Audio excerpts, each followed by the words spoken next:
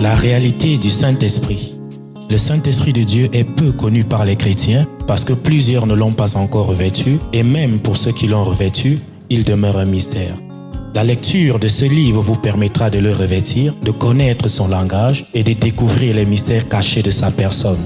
Pour tout contact, appelez au plus 237 678 78 16 21 plus 237 242 0020 09 et il deviendra pour vous une réalité. La réalité du Saint-Esprit, un livre écrit par le révérend pasteur Caleb Ngwa à Tangana.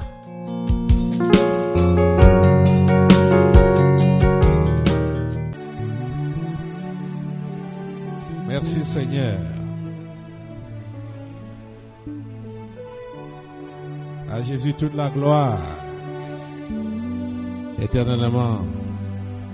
Amen. Alléluia. Prenons nos Bibles et ouvrons dans l'Évangile selon Saint Luc. Pour démarrer notre programme de ce mois, rappelez-vous de notre dernier dimanche, donc dimanche passé, la question était posée, en tant que chrétien, qu'est-ce qu'il nous recommande au monde? En tant que chrétien, qu'est-ce qu'il nous recommande au monde? Allons dans Luc au chapitre 19. Nous voulons parler pendant 4 jours de la délivrance des esprits familiers et de la sorcellerie. C'est le thème général. Aujourd'hui, nous allons lire cette courte histoire du publicain Zachée. Luc 19, il est écrit, Jésus étant entré dans Jéricho, traversait la ville. Et voici un homme riche, appelé Zachée, chef des publicains, cherchait à voir qui était Jésus. Mais il ne pouvait y parvenir à cause de la foule, car il était de petite taille. Il courut en avant et monta sur un sycomore pour le voir, parce qu'il devait passer par là. Lorsque Jésus fut arrivé à cet endroit, il leva les yeux et lui dit, Zachée, hâte-toi de descendre, car il faut que je demeure aujourd'hui dans ta maison. Zachée se hâta de descendre et le reçut avec joie. Voyant cela, tous murmuraient et disaient, il est allé loger chez un homme pécheur. Mais Zachée, se tenant devant le Seigneur, lui dit, voici, Seigneur, je donne aux pauvres la moitié de mes biens. Et si j'ai fait tort de quelque chose à quelqu'un, je lui rends le quadruple.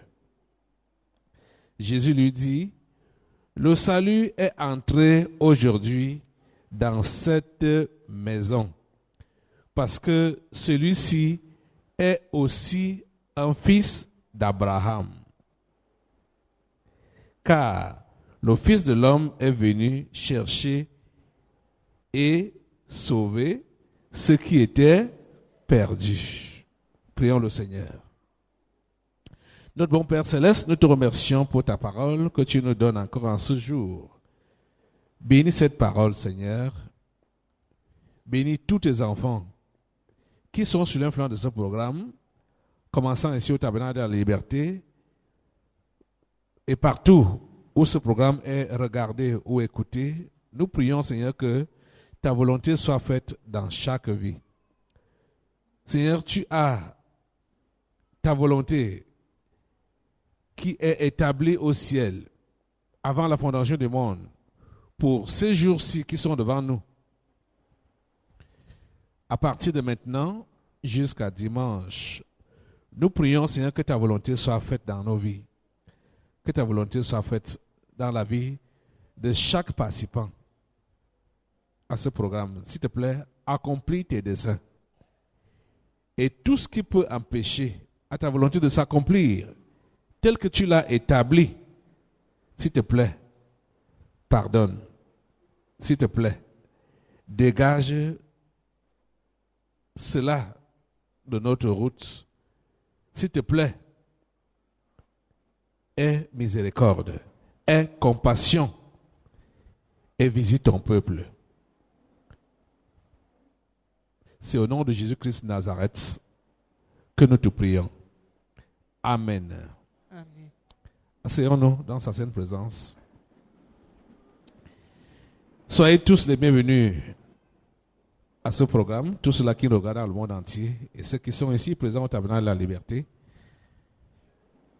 C'est le démarrage de notre programme, comme je l'ai déjà dit, notre programme traditionnel de tous les mois, tous les débuts du mois. La délivrance, dont le thème est la délivrance des esprits familiers et de la sorcellerie. Il faut que vous sachiez une chose. Dimanche passé, on vous posait la question, en tant que chrétien, qu'est-ce qui nous recommande au monde?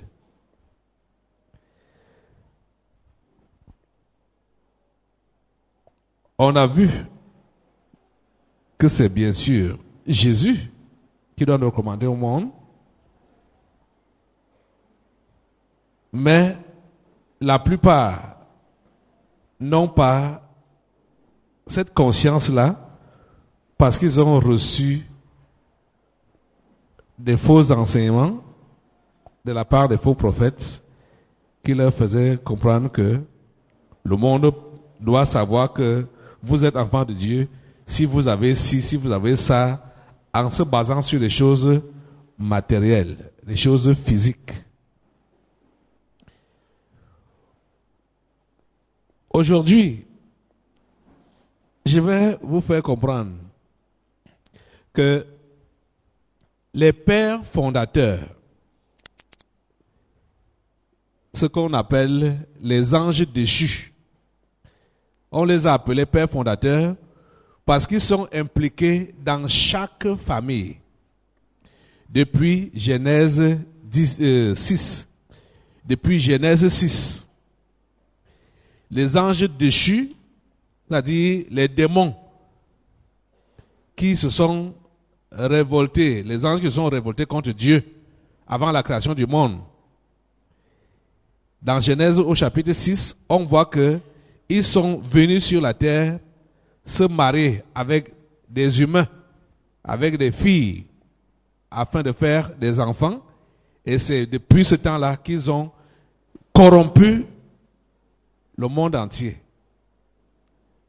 Parce que les parents étaient les démons, des anges déchus. Donc on leur a donné, ici, on leur a donné le nom de père fondateur parce que c'est eux qui sont les ancêtres de chaque famille. Et ils ont fait des contrats avec le monde des ténèbres pour envoyer toute leur descendance en bas, aux enfers. C'est le travail qu'ils sont en train de faire. Ils sont nombreux, ils sont majoritaires. Quand Jésus a parlé des deux portes, Jésus savait très bien ce qu'il disait. Ceux qui ne sont pas de Dieu sont plus nombreux que ceux qui veulent avoir le cœur pour Dieu. Plus nombreux. Jésus l'a dit en prenant l'exemple de 2 portes et de 2 chemins. Il a parlé du chemin large, spacieux. Il a parlé du chemin étroit et du chemin resserré et de la porte étroite. Il disait que très peu trouvent le chemin resserré et la porte étroite.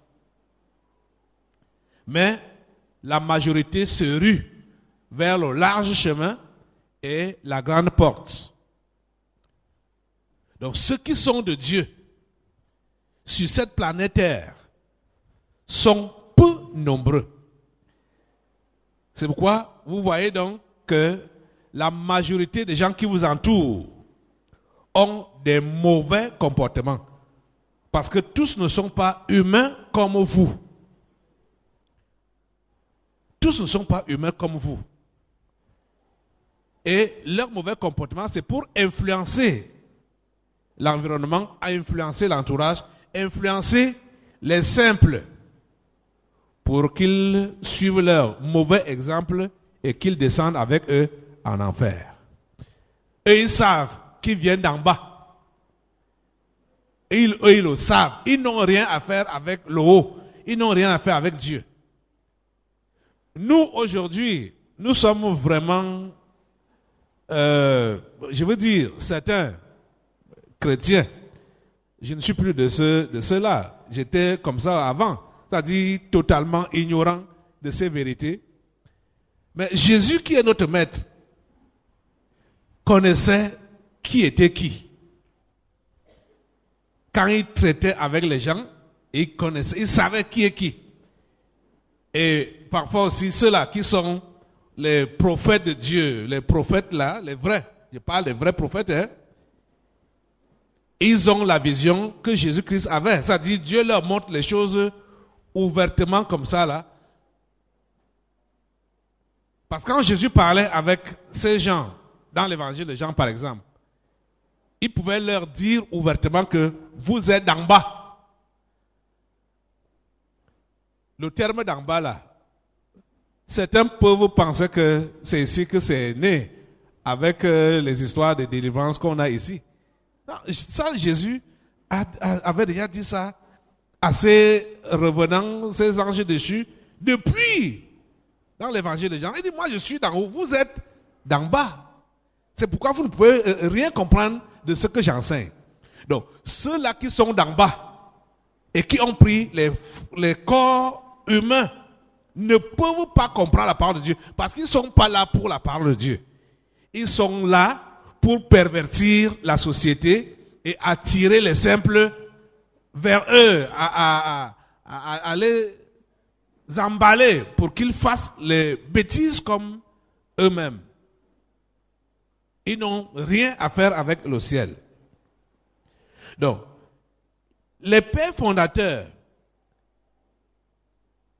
savent très bien, donc ces anges déchus-là, ils savent très bien ce qui recommande le chrétien au monde. Ils le savent.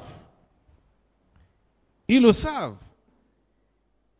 Et qu'est-ce qui recommande le chrétien au monde?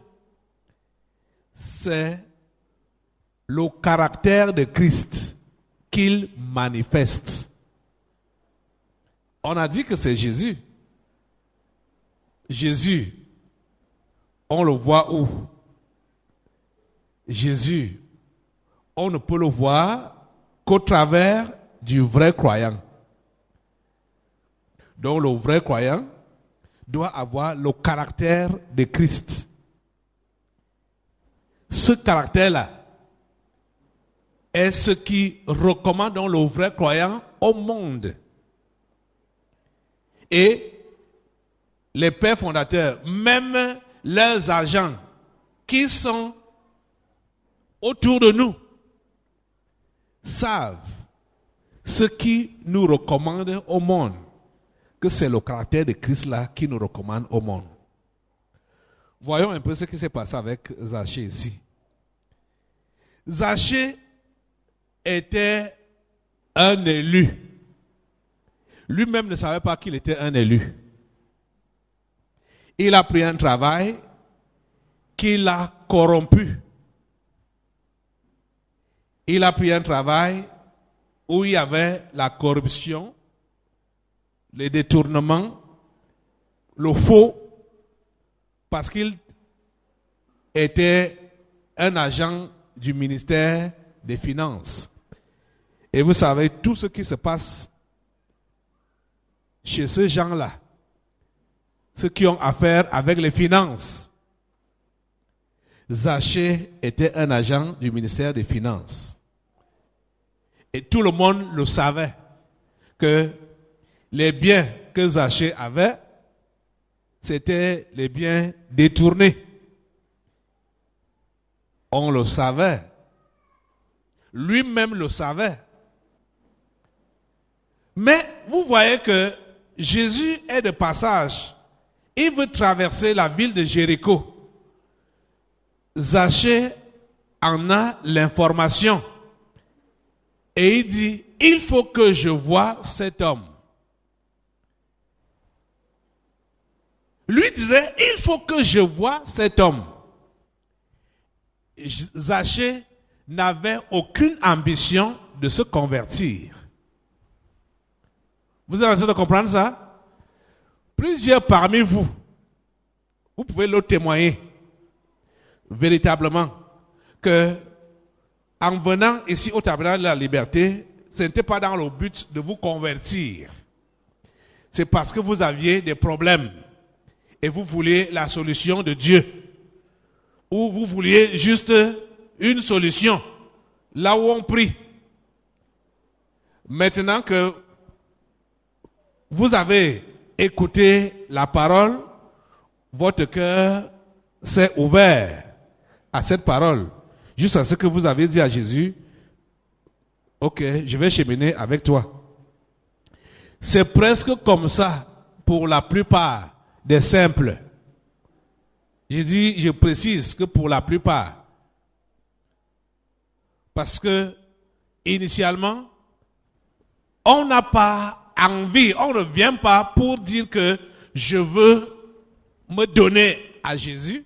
Mais on vient parce qu'on a des problèmes. On a d'autres préoccupations.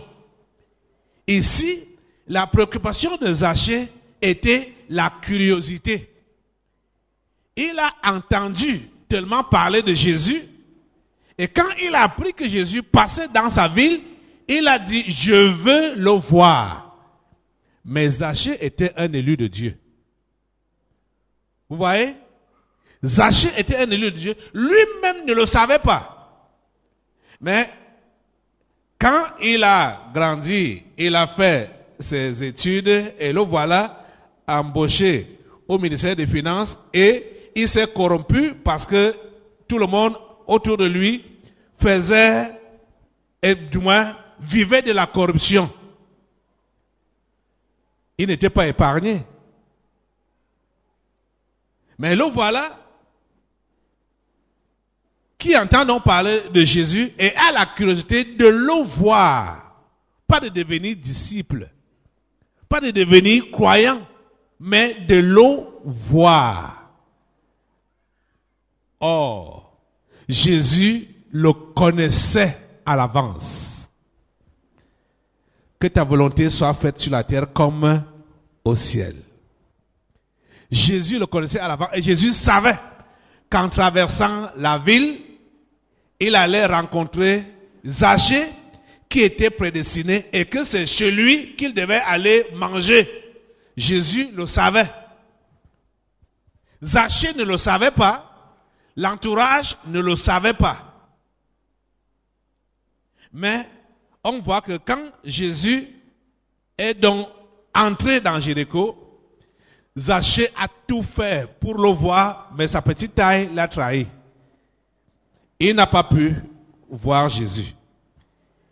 Il s'est informé quel chemin Jésus devait prendre et il a couru en avant et il allait monter sur un arbre, un sycomore.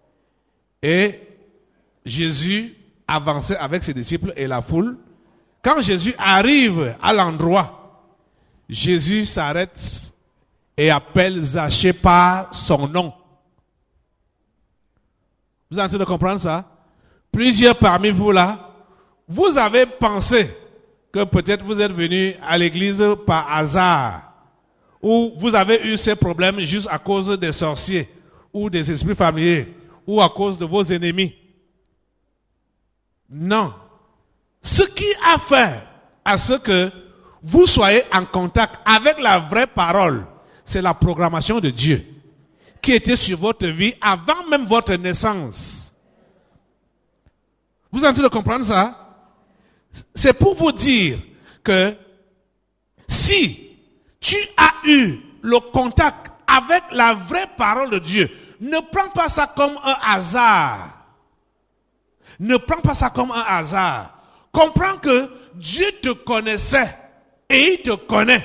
Et il avait programmé cela à l'avance et attendait seulement le jour J, l'occasion qui devait se présenter pour qu'il se montre à toi.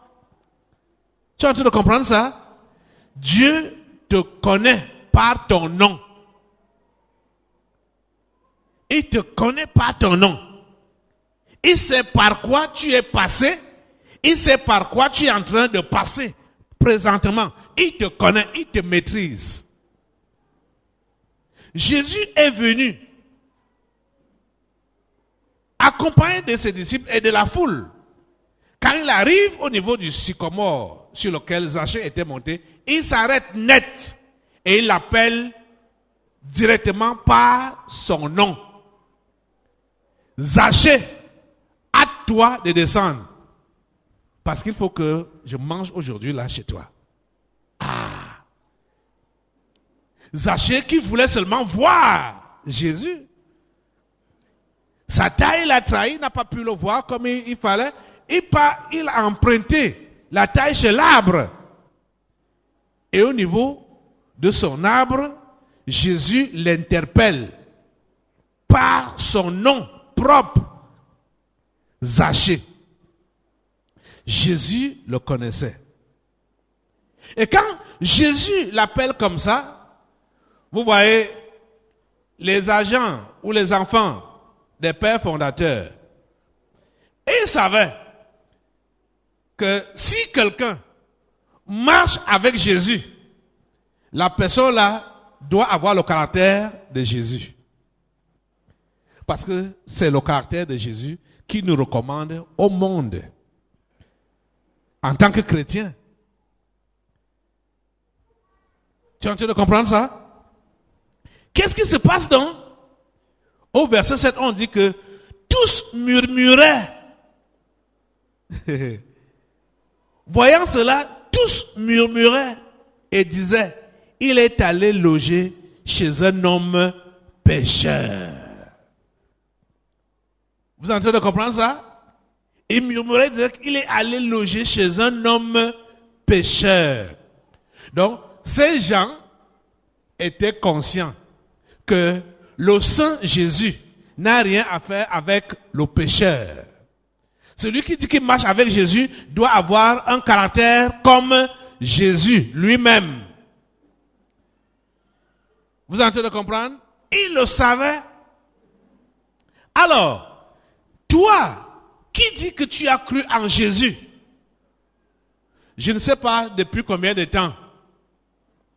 Oh mon Dieu, aide-nous. Aide cet homme et cette femme. Tu dis que tu as cru en Jésus. Depuis combien de temps? Aujourd'hui, certains peut-être, ils peuvent dire des années. 5 ans, 10 ans, 20 ans, 30 ans, ainsi de suite. Or, les pères fondateurs voient avec leurs agents que tu es toujours comme eux. Ils voient que tu es toujours comme eux. Tu vois, qui va recevoir les injures? Ce n'est pas toi, mais c'est Jésus qui reçoit les injures. Que regarde celui avec qui il marche.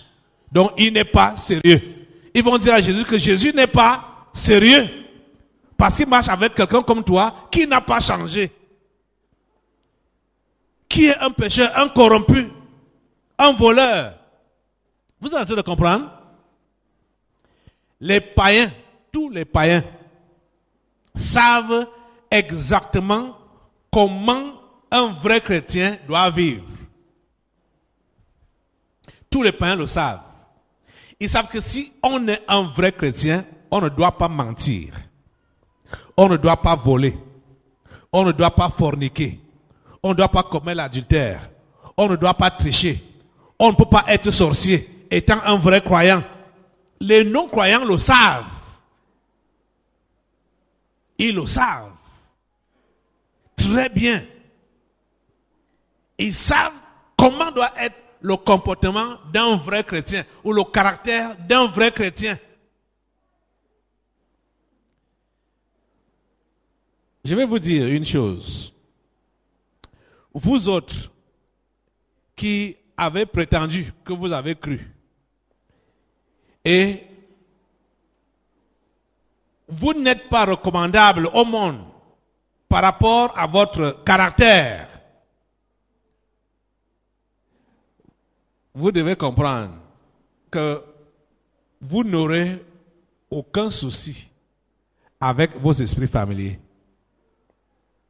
Parce que aussi longtemps qu'ils voient que ce que ils ont décidé dans votre famille continue dans ton caractère, pendant que tu prétends que tu es chrétien, ils vont te laisser tranquille, que tu évolues dans cet aveuglement-là, jusqu'à ce que tu meurs et tu pars là où ils ont décidé que tu dois partir, c'est-à-dire en enfer. Mais ils savent très bien quel est le caractère de celui-là qui a dit qu'il croit en Jésus. Ils savent très bien comment celui-là doit se comporter, ce qu'il doit dire et ce qu'il ne doit pas dire, ce qu'il doit faire et ce qu'il ne doit pas faire. Certains parmi vous là, si vous êtes en train de constater les choses que je vais vous dire pendant ce programme, il faut vraiment que vous reteniez cela et que vous fassiez quelque chose par rapport à votre salut et par rapport à votre relation avec Dieu. Si vous avez dit que vous croyez en Jésus, comprenez que ce soit les abîmes, que ce soit le ciel, les deux camps savent comment un chrétien doit se comporter. Ils savent que c'est le caractère de Jésus qui le recommande au monde et non pas ses avoirs, que ce soit au niveau de sa santé, que ce soit au niveau social, au niveau financier, au niveau matériel. Ce n'est pas ces choses-là qui le recommandent. C'est son caractère qui le recommande au monde. Et c'est quand ce caractère-là est conforme à celui de Christ, c'est là que ce vrai croyant-là va connaître donc des tribulations, va connaître donc de l'opposition. Mais si il dit qu'il est croyant et on ne voit pas de changement, il n'accède pas au changement. Parce qu'on va voir ici que c'est Zachée lui-même, quand il a entendu cette remarque, il a accédé lui-même au changement. Quand tu n'accèdes pas au changement, les esprits familiers vont te laisser tranquille. Ils sauront que, bon, il fait la religion. Elle fait la religion. C'est notre personne. Donc il faut la laisser.